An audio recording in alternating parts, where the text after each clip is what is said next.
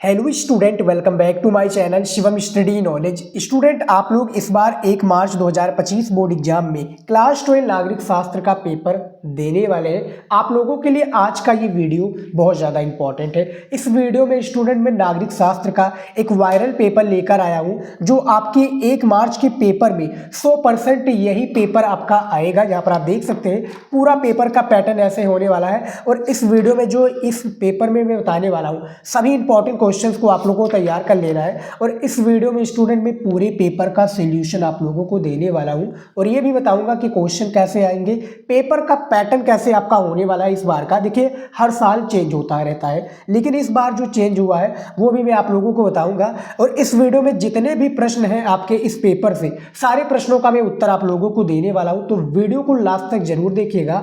आप लोगों का परसों पेपर होने वाला है 1 मार्च को, उसके लिए आज का ये जो वीडियो है बहुत ही ज़्यादा इंपॉर्टेंट है। वीडियो को लाइक कर दीजिएगा, चैनल पर नए तो चैनल को भी सब्सक्राइब कर लीजिएगा।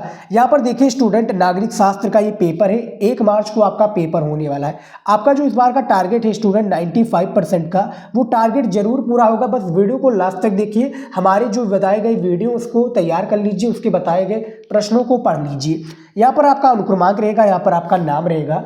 उसके बाद में देखिए पेपर का जो आपका पूर्णांक होता है 100 नंबर का आपका पूर्णांक होता है नागरिक शास्त्र में। पेपर कोड देख सकते हैं 230 आर के पेपर कोड है नागरिक शास्त्र का। समय आपको दिया जाएगा 3 घंटा 15 मिनट, 3 घंटा पेपर को हल करने के लिए और इस पेपर को अच्छे से 15 मिनट पढ़ने के लिए। अब देखिए निर्देश आ चुका है। निर्देश को हर एक विद्यार्थी को पढ़ना जरूरी है और जब भी आप लोग, जैसे आपका 1 मार्च को पेपर होने वाला है उस दिन भी आप लोग निर्देश को पढ़िएगा। यहाँ पर देखिए सबसे पहला पॉइंट है कि प्रारंभ के 15 मिनट परीक्षार्थियों को पेपर को पढ़ना है। दूसरा पॉइंट है कि सभी प्रश्न अनिवार्य होता है, यानी इस पेपर में जितने भी प्रश्न दिए हुए मैं आपको दिखा दूं, ये देखिए इस पेपर में जितने भी प्रश्न हैं सभी प्रश्न अनिवार्य है। तीसरा पॉइंट इसमें दिया हुआ है कि प्रश्न संख्या 1 से 10 तक बहुविकल्पीय प्रश्न है। उसके बाद में चौथा पॉइंट है प्रश्न संख्या 11 से 20 तक अति लघु उत्तरीय प्रश्न है जिनका प्रत्येक उत्तर लगभग 10 शब्दों यानी एक वाक्य में देना है। पांचवा पॉइंट इसमें कि प्रश्न संख्या 21 से 26 तक लघु उत्तरीय प्रश्न 1 है जिनका प्रत्येक उत्तर आपको 50 शब्दों में देना है। और प्रश्न संख्या 27 से 30 तक लघु उत्तरीय प्रश्न 2 है जिनका प्रत्येक उत्तर लगभग आपको 100 से लेकर 125 शब्दों में देना है। 6 नंबर पॉइंट है प्रश्न संख्या 31 से 32 तक दीर्घ उत्तरीय प्रश्न है जिनका प्रत्येक उत्तर लगभग आपको 250 शब्दों में देना है। और अगला पॉइंट है हमारा 7वां नंबर, सभी प्रश्नों के निर्धारित अंक उसके सामने दिए हुए हैं। तो ये निर्देश आप लोग स्टूडेंट, आपसे रिक्वेस्ट है कि 1 मार्च को पेपर देने वाले हो तो पढ़ लीजिएगा, क्योंकि इसी के अकॉर्डिंग आप लोगों को हर एक प्रश्नों का उत्तर कॉपी में लिखना रहेगा नागरिक शास्त्र की। ठीक है, अब यहाँ पर देखिए बहुविकल्पीय प्रश्न है जो कि 10 बहुविकल्पीय प्रश्न पूछे जाते हैं। आप लोगों ने निर्देश में पढ़ा ही है, इसी के अकॉर्डिंग मैं पूरे पेपर को सॉल्व करके आपको बताऊंगा। देखिए सबसे पहला प्रश्न दिया हुआ स्टूडेंट आपके बहुविकल्पीय का, आप लोग अपना टेस्ट भी दे सकते हैं। ठीक है, इसके अकॉर्डिंग पता चल जाएगा कि आप नागरिक शास्त्र की तैयारी कैसे की हो, आप इन बहुविकल्पीय प्रश्नों का यदि आप उत्तर दे देते हो तो। सबसे पहला क्वेश्चन देखिए, नेपाल किस वर्ष में लोकतांत्रिक गणराज्य बना? तो नेपाल में जो पहले क्या राजतंत्र चलता था, यानी राजाओं का शासन चलता था। 264 साल लगभग राजाओं का एक प्रकार से दबदबा था, लेकिन यहाँ पर 2008 में लोकतांत्रिक गणराज्य बन गया नेपाल में। ठीक है, 2008 में। तो आपके पहले क्वेश्चन का बी राइट आंसर हो जाएगा स्टूडेंट। ठीक है, और आप लोग अपना टेस्ट देना चाहते हैं तो दे दीजिए, क्योंकि मैं तैयारी अच्छे से हर एक सब्जेक्ट की करा रहा हूँ इस चैनल पर। अगला देख लेते हैं क्वेश्चन, थोड़ा जूम कर लेता हूँ स्टूडेंट। ये देखिए अगला क्वेश्चन दिया हुआ है दूसरा नंबर कि दूसरी दुनिया के देश इस रूप में जाने जाते हैं। यानी दूसरी जो दुनिया है भैया, जैसे इसमें पहली दुनिया आपका अमेरिका हो जाएगा, लेकिन जो दूसरी दुनिया है वो समाजवादी देश या साम्यवादी देश के नाम से जाना जाता है। तो दूसरे का ए राइट आंसर आपका हो जाएगा। अगला क्वेश्चन है तीसरा नंबर बहुविकल्पीय का। आप लोग देख सकते हैं स्टूडेंट कि शुरुआत में ही बहुविकल्पीय प्रश्न पूछा गया है, तो कितना ज़्यादा इंपॉर्टेंट है बहुविकल्पीय प्रश्न ये आप लोग समझ सकते हैं, क्योंकि एग्जामिनर का फर्स्ट इंप्रेशन इसी पर पड़ता है। तो आप लोगों ने सुना ही होगा कि first impression is the last impression, तो बहुविकल्पीय क्वेश्चन में आप लोगों को गड़बड़ी नहीं करना है। तीसरा क्वेश्चन है कि देसी रजवाड़ों के भारत में विलय का महत्वपूर्ण प्रयास किसने किया था? तो भैया ये प्रयास किया था सरदार वल्लभ भाई पटेल ने। ठीक है, इनको लौह पुरुष के नाम से भी जाना जाता है। और लगभग 565 जो रजवाड़े थे उसको भारत में शामिल किया था। कब शामिल किया था स्टूडेंट? इन्होंने 1947 से पहले, यानी 1947 में प्रारंभ कर दिया था। चौथा क्वेश्चन देखिए, निजाम का संबंध भारत के किस रियासत से माना जाता है? तो जो निजाम का संबंध है भारत के किस रियासत से? हैदराबाद रियासत से। तो चौथे का डी राइट आंसर हो जाएगा। और एक एक नंबर का क्वेश्चन है तो 10 नंबर तो आपका पक्का हो जाएगा। अगला क्वेश्चन है यहाँ पर बहुविकल्पीय का 5वां नंबर। देखिए कि विश्व में 1991 की मुख्य घटना क्या थी?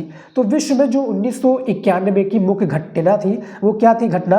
वो थी भैया सोवियत संघ का विघटन। 25 दिसंबर, या डेट याद रखिए स्टूडेंट, 25 दिसंबर, ठीक है, 25 दिसंबर 1991 को सोवियत संघ का विघटन हो गया, जो कि 15 जो गणराज्य थे वो टूटकर बिखर गए या अलग देश बन गए। इतना समझ में आ गया। 6 नंबर क्वेश्चन देखिए यहाँ पर, पेरेस्ट्रोइका तथा ग्लासनोस्त नीतियों का संबंध किस देश से है? तो ये भैया जो देश हो जाएगा आपका सोवियत संघ हो जाएगा। ठीक है, आपका 6 नंबर का बी राइट आंसर हो जाएगा। 1 नंबर यहाँ पर आपका बिल्कुल पक्का हो जाएगा। अगला क्वेश्चन है 7 नंबर। देखिए पंचशील समझौता किन 2 देशों के बीच हुआ था? पंचशील समझौता जो है स्टूडेंट हुआ था 1954 में। ठीक है, ये किसके बीच हुआ था? भारत और चीन के बीच, यानी 7वें का आपका सी करेक्ट आंसर हो जाएगा। ठीक है, और अब इसी तरीके से आप अंदाज़ा लगा सकते हैं। आप बताने से पहले आपको यदि आंसर पता है तो कमेंट में ज़रूर बताइएगा इसका आंसर। ठीक है, मेरी बताने से पहले, क्योंकि भैया तभी तो आपकी तैयारी मानी जाएगी ना। 8 नंबर क्वेश्चन देखिए कि अविभाजित भारत में रजवाड़ों की संख्या कितनी थी? तो अविभाजित जो भारत में रजवाड़ों की संख्या थी वो कितनी थी? 565 थी। ठीक है, और गूगल पर आपका दिखा रहा है 562, लेकिन 565 और 62 में ज़्यादा अंतर नहीं है। तो इस तरह से आप समझ सकते हैं। तो 8वें का ए करेक्ट आंसर आप लोगों का हो जाएगा स्टूडेंट। ठीक है, इसमें 2 क्वेश्चन और बचता है बहुविकल्पीय का। 9 नंबर क्वेश्चन देखिए यहाँ पर, भारत ने अपना पहला परमाणु परीक्षण कब किया? तो 18 मई 1974 को आंसर डी हो जाएगा। भारत ने पहला परमाणु परीक्षण पोखरण में किया था, जो कि असफल माना जाता है शायद। 10 नंबर क्वेश्चन देखिए, कौन सा दक्षिण एशिया का अंग नहीं है? श्रीलंका, भारत, पाकिस्तान या चीन? इनमें से दक्षिण एशिया का अंग नहीं है तो चीन हो जाएगा।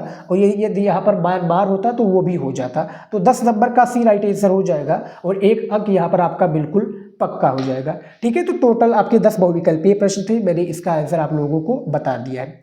अब चलिए देख लेते हैं स्टूडेंट अति लघु उत्तरीय प्रश्न। ठीक है, अति लघु उत्तरीय प्रश्न यहाँ से अब आपका शुरू होता है और टोटल आपके 10 अति लघु उत्तरीय प्रश्न पेपर में दिए होते हैं। ठीक है, इसका भी मैं आप लोगों को आंसर बताने वाला हूँ। ठीक है, तो पूरा पेपर सॉल्व करके बताया हूँ। इसी बात पर आप लोग स्टूडेंट वीडियो को लाइक कर दीजिए, क्योंकि मैं ये वीडियो बना रहा हूँ और रात को मैं वीडियो बना रहा हूँ स्टूडेंट, लगभग आपके 4 बजे वीडियो बना रहा हूँ। तो प्लीज़ वीडियो को लाइक कर दीजिए। मेहनत के लिए मैं इतनी मेहनत करता हूँ। चैनल को भी सब्सक्राइब कर लीजिए। ज़्यादातर स्टूडेंट वीडियो को देखते हैं लेकिन चैनल को नहीं सब्सक्राइब कर लेते हैं, कर लीजिए स्टूडेंट। मैं इसी तरीके से आपके हर एक सब्जेक्ट की तैयारी कराऊंगा। ठीक है, तो 2 नंबर का एक क्वेश्चन होता है, टोटल 10 क्वेश्चन होता है, जिससे कि 20 नंबर आपको पक्का हो जाएगा। 11 नंबर क्वेश्चन देखिए यहाँ पर अति लघु उत्तरीय का, कि दूसरी दुनिया के रूप में पहचाने जाने वाले 2 देशों का नाम लिखिए। तो इसका उत्तर देखिए, सबसे पहला हो जाएगा पोलैंड तथा दूसरा हंगरी हो जाएगा, जो कि दूसरी दुनिया के रूप में पहचाने जाने वाले 2 देशों का नाम है। 12 नंबर क्वेश्चन यहाँ पर दिया हुआ है, जो कि 2 अंक का एक क्वेश्चन है कि आसियान विजन 2020 यानी 2020 के 2 मुख्य बातें क्या है? तो इसका उत्तर देखिए, आसियान विजन 2020 के 2 मुख्य बातें निम्नवत है, यानी कुछ पॉइंट के थ्रू है। देखिए, सबसे पहला पॉइंट है इसमें कि इसमें अंतर्राष्ट्रीय समुदाय में आसियान की एक बहुमुखी, ठीक है, यहाँ पे देखिए, बहुमुखी भूमिका को प्रमुखता दी गई है। बहुमुखी जो भूमिका है इसको प्रमुखता दी गई है। दूसरा है टकराव की जगह बातचीत का मार्ग अपनाया जाएगा। जो टकराव है ना भैया, इसके जगह जो है बातचीत का मार्ग अपनाया जाएगा। इस नीति से आसियान ने कंबोडिया के टकराव को समाप्त किया। ये जो नीति है भैया, इस नीति से यहाँ पर देखिए, इस नीति से आसियान ने कंबोडिया के टकराव को समाप्त किया। तो ये आपका आसियान विजन 2020 के 2 मुख्य बातें हैं, जो कि यहाँ पर आप लोग इसका आंसर देख सकते हैं। 13 नंबर क्वेश्चन देखिए कि साफ्टा से क्या अभिप्राय है। ये क्वेश्चंस मैं ऐसे बता रहा हूँ स्टूडेंट, और आप लोगों ने प्लेलिस्ट नहीं ज्वाइन किया है, जो कि नागरिक शास्त्र का प्लेलिस्ट है।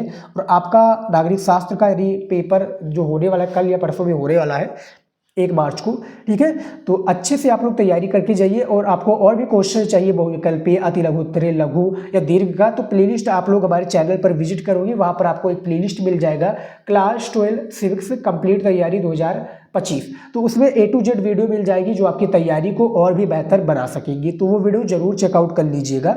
साफ्टा से क्या अभिप्राय है, इसके बारे में चलिए देख लेते हैं। इसका उत्तर देखिए, साफ्टा से अभिप्राय दक्षिण एशिया मुक्त व्यापार क्षेत्र समझौता। इस समझौते पर फरवरी 2004 में 12वें दक्षिण सम्मेलन में हस्ताक्षर किए गए। ये समझौता 1 जनवरी 2006 से प्रभावी हो गया या लागू हो गया। ठीक है, 13 नंबर जो क्वेश्चन है कि साफ्टा से क्या अभिप्राय है, इसका भी आंसर आप लोग यहाँ पर देख सकते हैं। ठीक है, प्रश्न सहित उत्तर। यूट्यूब पर आपको नागरिक शास्त्र का ऐसा वीडियो नहीं मिलेगा जो प्रश्न सहित उत्तर भी बताओ। तो इस चैनल पर मैं आर्ट स्ट्रीम के, यानी जो हमारे आर्ट स्ट्रीम के स्टूडेंट हैं, केवल मैं उन्हीं सब्जेक्ट की तैयारी कराता हूँ। नागरिक शास्त्र, समाजशास्त्र, भूगोल, ठीक है, अर्थशास्त्र, हिंदी, उसके बाद में आपका गृह विज्ञान जो कि लड़कियों का है, फिर आपका हो जाएगा और भी सारे सब्जेक्ट हो जाएंगे, शिक्षा शास्त्र, इतिहास में इसी चैनल पर तैयारी कराता हूँ। तो चैनल को सब्सक्राइब कर लीजिए आने वाली जो अपकमिंग एग्जाम है उसकी तैयारी के लिए। उसके बाद में देखिए 14 नंबर क्वेश्चन कि अंतर्राष्ट्रीय स्तर पर काम करने वाले किन्हीं 2 गैर सरकारी संगठनों के नाम लिखिए। तो गैर जो सरकारी संगठन के नाम है, उत्तर देखिए। सबसे पहला है विश्व स्वास्थ्य संगठन यानी WHO, ठीक है, और दूसरा है अंतर्राष्ट्रीय मुद्रा कोष IMF। ठीक है, अब इसका मैं दोनों बता देता हूँ। देखिए WHO यानी वर्ल्ड हेल्थ ऑर्गेनाइजेशन, ठीक है, इसका स्थापना 1948 में कहाँ पर हुआ था, जिनेवा स्विट्जरलैंड में। अंतर्राष्ट्रीय मुद्रा कोष जो कि इंटरनेशनल मनी फंड, ये कहाँ पर इसकी मुख्यालय है, वॉशिंगटन DC में शायद इसका मुख्यालय है, जो कि ये लोन देने का कार्य करती है और ये स्वास्थ्य से रिलेटेड पूरी दुनिया में जानकारियाँ फैलाती है। जैसे कि अभी कोरोना आया था, उससे रिलेटेड इसने काफ़ी हेल्प की थी। तो 14 नंबर क्वेश्चन का राइट आंसर यहाँ पर आप देख सकते हैं। उसके बाद में देखिए अगला क्वेश्चन देख सकते हैं 15 नंबर। ठीक है, ये देखिए 15 नंबर क्वेश्चन दिया हुआ है कि दूसरी, यहाँ पे देखिए दुनिया, यानी दूसरी नहीं, दुनिया में सबसे ज़्यादा सशस्त्र संघर्ष किन्हीं, यानी किन 2 देशों या किन देशों ने किया है, ये बताना है। 200, यहाँ पर देखिए दुनिया में सबसे ज़्यादा सशस्त्र संघर्ष किन देशों में होता है। यहाँ पर 2 देशों की बात नहीं हो रही है स्टूडेंट। 2 नंबर का क्वेश्चन है, काफ़ी इंटरेस्टिंग क्वेश्चन है, इसका उत्तर देख लीजिए।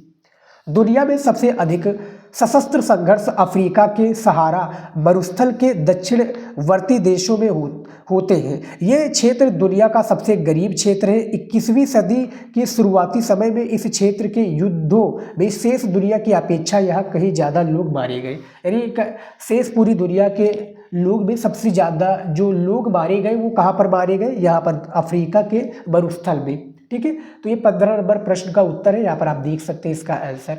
16 नंबर क्वेश्चन देखिए कि लिमिट्स टू ग्रोथ नामक पुस्तक कब और किसने प्रकाशित की थी। 2 नंबर का ये क्वेश्चन है, लिमिट्स टू ग्रोथ, इसका उत्तर देखिए। लिमिट्स टू ग्रोथ नामक पुस्तक वैश्विक मामलों से सरोकार रखने वाले एक विद्युत समूह क्लब ऑफ रोम ने 1972 में प्रकाशित की थी। कौन प्रकाशित किया था, क्लब ऑफ रोम।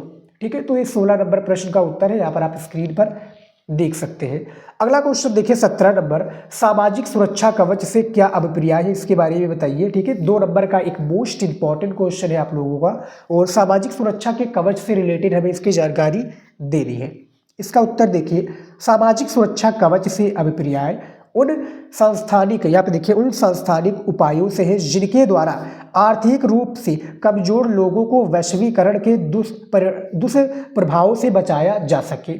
ठीक है, ये आपके सामाजिक सुरक्षा से कवच के रूप में इसका उपयोग किया जाता है। ठीक है, उसके बाद में देखिए 18 नंबर क्वेश्चन कि स्वतंत्रता के समय विभाजित हुए 2 प्रांतों के नाम का उल्लेख कीजिए। अरे भैया, स्वतंत्रता से जो सबसे अधिक प्रभावित होने वाले 2 राज्य हैं उसका नाम बताइए। ऐसे भी क्वेश्चंस आपके पूछे जाएंगे। देखिए घुमा फिरा के क्वेश्चन जो है एग्जामिनर ज़्यादातर आपसे पूछता है। उत्तर देखिए, बंगाल हो जाएगा। जब बांग्लादेश की आज़ादी हुई तो बंगाल सबसे ज़्यादा प्रभावित हुआ, और जब पाकिस्तान आज़ाद हुआ तो इसमें जो है पंजाब सबसे ज़्यादा जो है प्रभावित हुआ, क्योंकि भैया पाकिस्तान में भी पंजाब है और आपके इंडिया में भी, वहाँ पर भी जो है, क्योंकि वो बांग्लादेश का नाम ही है भैया, बांग्लादेश हमारा पड़ोसी मुल्क। ठीक है, और उसी तरीके से पश्चिम बंगाल हमारा देश में भी एक राज्य है। ठीक है, कोलकाता राजधानी है शायद। तो ये 18 नंबर क्वेश्चन का राइट आंसर है। उसके बाद में देख लेते हैं अगला क्वेश्चन। देखिए 19 नंबर क्वेश्चन दिया हुआ है कि महालनोबिस मॉडल पर आधारित पंचशील योजना कौन सी है। ठीक है, महालनोबिस मॉडल पर आधारित जो पंचशील योजना है ये कौन सी है, इसके बारे में बताना है। ठीक है, 2 नंबर का एक मोस्ट इंपॉर्टेंट क्वेश्चन है, स्क्रीन पर आप देख सकते हैं।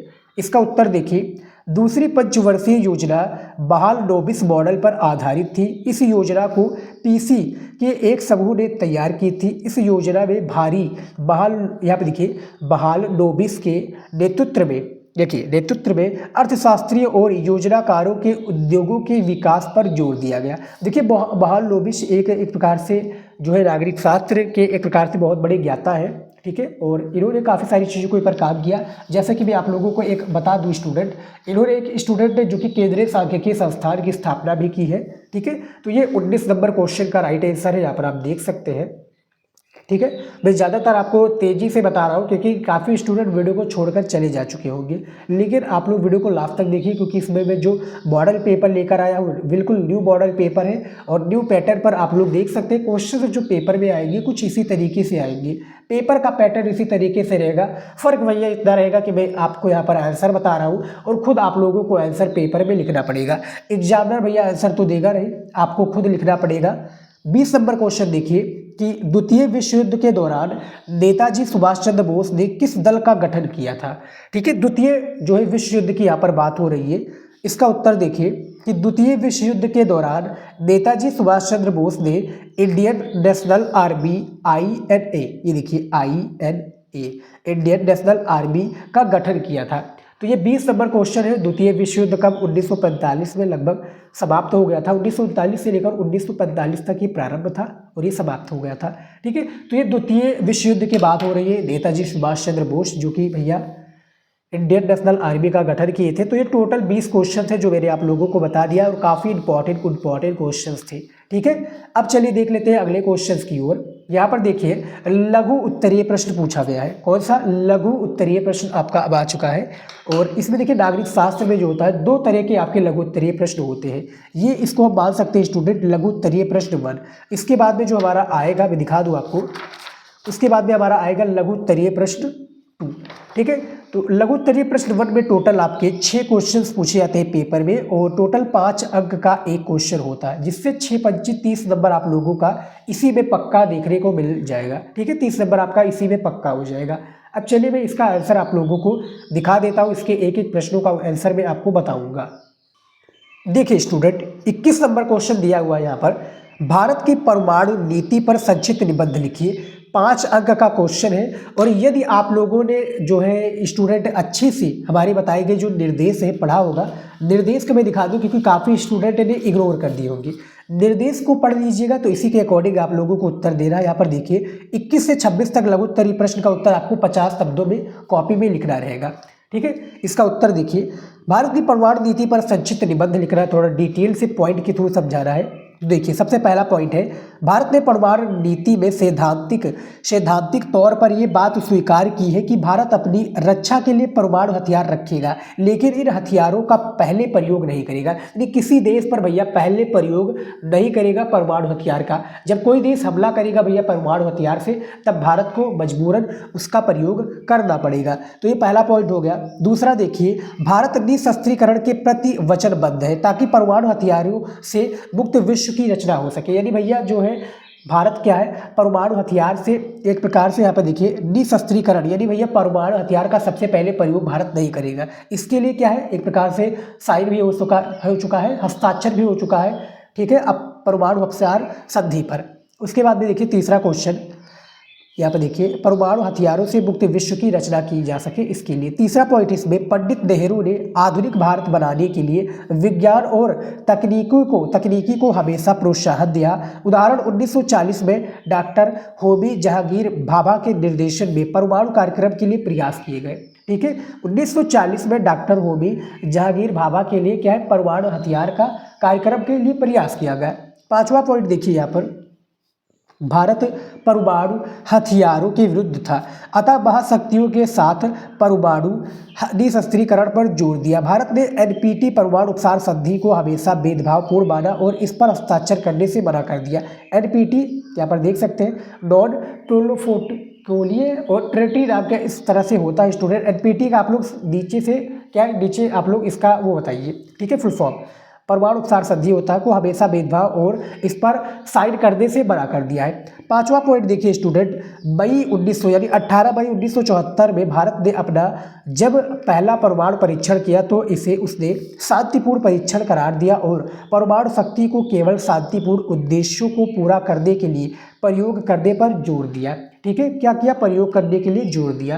तो ये 5 पॉइंट है स्टूडेंट जो कि भारत की परमाणु नीति के लिए संक्षिप्त निबंध लिखने के लिए उपयोगी है। यहाँ पर आप देख सकते हैं। ठीक है स्टूडेंट, टोटल 5 पॉइंट है और इन 5 पॉइंटों को यदि आप लिख दोगे तो एग्जामिनर संतुष्ट हो जाएगा, 5 नंबर आपको पूरा देगा। ठीक है, एक भी नंबर नहीं कट करेगा, ये गारंटी है। उसके बाद में देखिए 22 नंबर क्वेश्चन, 1970 के दशक में इंदिरा गांधी की सरकार किन कारणों से लोकप्रिय हुई थी। हालांकि ये क्वेश्चन का आंसर मैंने काफ़ी बार बता चुका हूँ, लेकिन याद रखिए क्योंकि पेपर में आ सकते हैं क्वेश्चंस आपके 1 मार्च को। 5 नंबर का क्वेश्चन है, इसका उत्तर देखिए। 1970 के दशक में इंदिरा गांधी की सरकार निम्नलिखित कारणों से लोकप्रिय हुई। अब वो निम्नलिखित कारण कौन से हैं? सबसे पहला देखिए, इस समय सामाजिक मुद्दे प्रमुखता से लिए गए, यानी जो सामाजिक मुद्दे हैं वो क्या है, प्रमुखता से लिए गए। दूसरा है, इंदिरा गांधी ने भूमि सुधार किया और जोतबंदी कानूनों को सुधारने के लिए प्रचार किया, यानी इंदिरा गांधी ने भूमि सुधार के लिए जो जोतबंदी कानून है उसको सुधारने के लिए कुछ प्रयास या प्रचार किया। तीसरा देखिए, पूर्वी पाकिस्तान संकट और भारत पाक युद्ध में बांग्लादेश को एक स्वतंत्र राष्ट्र की तरह स्थापित करने के लिए भी इंदिरा गांधी को लोकप्रियता में इजाफा हुआ। देखिए जो पहले जो पूर्वी पाकिस्तान है जिसको अब बांग्लादेश के नाम से जाना जाता है, पहले पश्चिमी पाकिस्तान ने भैया इसको बहुत सताया, लेकिन इसमें जो है भारत पाकिस्तान का युद्ध हुआ जिससे बांग्लादेश जो हमारा पड़ोसी मुल्क बांग्लादेश है उसको आज़ादी मिली, किससे, एक प्रकार से पश्चिमी पाकिस्तान से। ठीक है स्टूडेंट, तो इतना आप लोगों को क्लियर हो गया। चौथा पॉइंट देखिए, उन्होंने अपनी, इसमें और एक माना जाएगा कि देखिए उन्होंने अपनी पार्टी की स्थिति को मजबूत बनाए रखा और दूसरी राजनीतिक पार्टियों पर निर्भरता कम कर दी तथा दिसंबर 1970 में लोकसभा को भंग करने का प्रस्ताव भी रखा। जो लोकसभा है इसको 1970 में इंदिरा गांधी जी ने भंग किया था। ये क्वेश्चन आपका बहुविकल्पीय में भी आएगा। 5 नंबर पॉइंट देखिए, कांग्रेस विभिन्न सामाजिक वर्गों के मध्य लोकप्रिय हो गई और इसने दोबारा अपनी प्रभुत्ता को स्थापित कर दिया। दोबारा क्या है स्टूडेंट, अपने दबदबा को स्थापित कर दिया, अपने प्रभुत्ता को स्थापित कर दिया। ठीक है, तो ये 5 पॉइंट है स्टूडेंट, यहाँ पर आप लोग देख सकते हैं, वीडियो को रोक कर भी ये 5 पॉइंट के बारे में समझ सकते हैं क्योंकि ये क्वेश्चन इंपॉर्टेंट है, पेपर में आएगा भैया। ठीक है, अगला क्वेश्चन देखिए 23 नंबर कि 1970 के दशक के प्रारंभ में देश की आर्थिक स्थिति की विवेचना कीजिए। जो 1970 के दशक में प्रारंभ में जो देश की आर्थिक स्थिति है इसका विवेचना करना है और क्वेश्चन ऐसे पूछा जाएगा, ऐसे ही आप लोगों को आंसर देना है। ठीक है, देखिए स्टूडेंट इसका चलिए उत्तर देख लेते हैं। कांग्रेस ने वर्ष 1971 के चुनाव में गरीबी हटाओ का नारा दिया था, फिर भी भारत की सामाजिक आर्थिक स्थिति में वर्ष 1971 और 72 के बाद के वर्षों में भी कोई खास सुधार नहीं हुआ। भारत की अर्थव्यवस्था पर बांग्लादेश के संकट के कारण भारी बोझ पड़ा था तथा इसके उपरांत पाकिस्तान के साथ भी युद्ध करना पड़ा था। वर्ष 1973 में वस्तुओं की कीमतों में 23% और वर्ष 1974 में 30% की वृद्धि हुई जिससे जनता की भारी कठिनाइयों का सामना करना पड़ा। यानी 23% और वर्ष 1974 में 30% की वृद्धि हुई सामानों पर जिससे कि जनता की भारी, यदि जनता को भैया एक प्रकार से भारी जो कठिनाइयाँ है उसको सामना करना पड़ा। तो ये 23 नंबर क्वेश्चन है, यहाँ पर आप देख सकते हैं। अगला क्वेश्चन देख लेते हैं 24 नंबर, यहाँ पर अन्य पिछड़ा वर्ग के राजनीतिक उदय पर एक संक्षिप्त टिप्पणी लिखिए। ठीक है, 5 अंक का ये भी क्वेश्चन है और काफ़ी इंटरेस्टिंग क्वेश्चन है। इसका उत्तर देख लेते हैं। देखिए 1970 के दशक का एक, थोड़ा मैं इसको काले पेन, ये देखिए 1970 के दशक में एक दूरगामी परिवर्तन था। अन्य पिछड़ा वर्ग का उदय ओबीसी शब्द से विचार विवेचन की एक प्रशासनिक कोटि अन्य पिछड़ा वर्ग या अदर बैकवर्ड क्लासेज का संकेत किया जाता था। ये कोटि, यहाँ पे देखिए किया जाता था, ये कोटि अनुसूचित जाति अथवा अनुसूचित जनजाति से भिन्न है। गैर कांग्रेसी दलों की राजनीतिक अभ्युदय की अभिव्यक्ति वर्ष 1977 की जनता पार्टी की सरकार के रूप में हुई। जनता पार्टी के कई घटक दलों जैसे भारतीय क्रांति दल तथा संयुक्त सोशलिस्ट पार्टी का ग्रामीण इलाकों के अन्य पिछड़ा वर्ग में भारी जनाधार था। यहाँ पे देखिए जनाधार था। तो जो क्वेश्चन पूछा गया था कि अन्य पिछड़ा वर्ग के राजनीतिक उदय पर एक संक्षिप्त टिप्पणी लिखिए, इसके बारे में इसका उत्तर है यहाँ पर आप देख सकते हैं स्क्रीन पर। अगला क्वेश्चन देख लेते हैं स्टूडेंट, जिसे हमारा 24 नंबर क्वेश्चन हो चुका है। 25 नंबर क्वेश्चन देखिए कि सोवियत संघ के विघटन के क्या कारण थे। तो जो सोवियत संघ का विघटन हुआ, इसका कारण क्या था ये भी जान लेते हैं। 5 नंबर का ये क्वेश्चन है, इसका उत्तर देखिए। सोवियत संघ के विघटन के कारण, सोवियत संघ के विघटन के प्रमुख कारण निम्नवत है।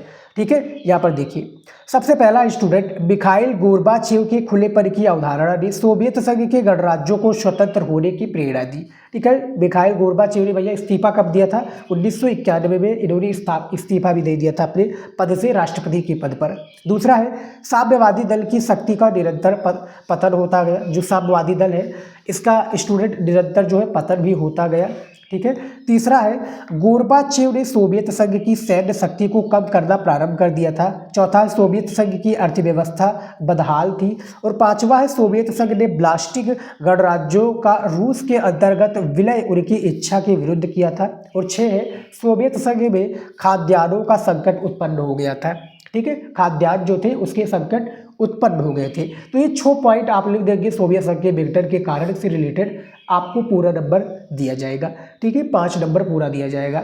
अब देखिए लास्ट क्वेश्चन बचा है लघु उत्तरीय प्रश्न 1 की मैं बात कर रहा हूँ। 26 नंबर देखिए, 26 नंबर क्वेश्चन क्या है कि संयुक्त राष्ट्र संघ में सुधार का अर्थ है सुरक्षा परिषद के ढांचे में बदलाव। इस कथन का सत्यापन करें। 5 नंबर का ये क्वेश्चन है, इसका उत्तर देख लेते हैं। देखिए, सुरक्षा परिषद संयुक्त राष्ट्र संघ का सबसे मुख्य अंग है। विश्व की 5 बड़ी शक्तियां सुरक्षा परिषद के स्थायी सदस्य हैं और 10 अन्य देश इसके अस्थायी सदस्य हैं। सुरक्षा परिषद में जुड़ी एक मांग यह है कि सुरक्षा परिषद में स्थायी और अस्थायी देशों की संख्या को बढ़ाया जाए, विशेषकर एशिया, अफ्रीका और दक्षिण अमेरिका के देशों को भी सुरक्षा परिषद का सदस्य बनाया जाए। ये सभी देश अमेरिका और पश्चिमी देश संयुक्त राष्ट्र संघ के बजट तथा प्रशासन में भी सुधार चाहते हैं। अब यहाँ पर आप लोग थोड़ा दिमाग लगाओगे तो यहाँ पर देखिए 10 जो है इसके अस्थायी सदस्य, 5 बड़ी शक्तियाँ जो कि इसकी स्थायी सदस्य है। अब 5 बड़ी शक्तियाँ कौन सी हो जाएगी? आपका रूस, अमेरिका, ठीक है, ब्रिटेन, फ्रांस और चीन, ये 5 स्थायी सदस्य हैं स्टूडेंट। और 10 अस्थायी सदस्यों के नाम भी आप लोग नीचे कमेंट में बता दीजिए यदि आपको आता है तो। मैंने काफ़ी बार आपको वीडियो भी बताया हुआ है। अब चलिए देख लेते हैं अगले क्वेश्चन की ओर। देखिए स्टूडेंट, अगला क्वेश्चन है हमारा लघु उत्तरीय प्रश्न 2। लघु उत्तरीय प्रश्न 2 अब आ चुका है, जो कि टोटल आपके पेपर में 4 प्रश्न होते हैं स्टूडेंट। ठीक है, 4 प्रश्न आपके पूछे जाते हैं और इसके एक प्रश्न का उत्तर आप लोगों को 100 से लेकर, ठीक है, 125 शब्दों में देना है। 100 से लेकर 125 शब्दों में दोगे तब जाकर आपको टोटल 6 नंबर दिया जाएगा। यहाँ पर देखिए 4 क्वेश्चन होता है और 6 नंबर का एक क्वेश्चन होता है, जिसके लिए आपको इतने शब्दों में लिखना पड़ेगा। ठीक है, देखिए 27 नंबर क्वेश्चन क्या दिया हुआ है स्क्रीन पर देखिए स्टूडेंट। 27 नंबर क्वेश्चन दिया हुआ है कि संयुक्त राष्ट्र संघ यूएनओ की स्थापना व सदस्यता पर एक संक्षिप्त टिप्पणी लिखिए। 28 नंबर क्वेश्चन है, क्या दिया हुआ है कि आप किस आधार पर कह सकते हैं कि वैश्वीकरण भारत के हित में है। यानी किस आधार पर आप लोग कह सकते हैं स्टूडेंट कि वैश्वीकरण जो है भारत के हित में है। 6 नंबर का क्वेश्चन है। 29 नंबर क्वेश्चन है, कांग्रेस के प्रभुत्व की प्रकृति का वर्णन कीजिए। जो कांग्रेस के प्रभुत्व है इसके प्रकृति का वर्णन करना है। 6 नंबर का ये भी क्वेश्चन है, काफ़ी इंपॉर्टेंट क्वेश्चन है। 30 नंबर क्वेश्चन है, भारत और पाकिस्तान के बीच विवाद का मुख्य कारण क्या है। तो भैया भारत और पाकिस्तान के बीच जो विवाद का मुख्य कारण क्या है इसके बारे में बताना है। नहीं तो आपका चीन से रिलेटेड भी पूछा जाएगा कि भारत और चीन के बीच विवाद के मुख्य कारणों को बताइए। ठीक है, तो इस तरह से क्वेश्चंस भी आपके पूछे जा सकते हैं, तो दोनों ऊपर तैयार कर लीजिएगा, दोनों टॉपिक के ऊपर। तो ये फिलहाल 4 क्वेश्चन है, इसका आंसर आप लोगों को क्वेश्चन बैंक में मिल जाएगा। नहीं तो यूट्यूब पर सर्च करोगे बाई शिवम स्टडी नॉलेज लगाकर इन 4 क्वेश्चन का आंसर मिल जाएगा, ये गारंटी है। ठीक है, तो यूट्यूब पर सर्च कर लीजिए। नहीं तो आपके पास विद्या क्वेश्चन बैंक या कोई और कंपनी का क्वेश्चन बैंक है तो उसमें भी इन 4 क्वेश्चन का आंसर मिल जाएगा। ठीक है, तैयार कर लीजिएगा, कोई भी प्रश्नों को आपको छोड़ना नहीं है पेपर में। अब चलिए देख लेते हैं स्टूडेंट दीर्घ उत्तरीय प्रश्न के बारे में। देखिए अब आ चुका है दीर्घ उत्तरीय प्रश्न, जो कि काफ़ी इंपॉर्टेंट क्वेश्चन होते हैं दीर्घ उत्तरीय के। यहाँ पर देखिए 31 नंबर क्वेश्चन दिया हुआ है कि द्रविड़ आंदोलन भारत के क्षेत्रीय आंदोलनों में सबसे ताकतवर आंदोलन था, समझाइए।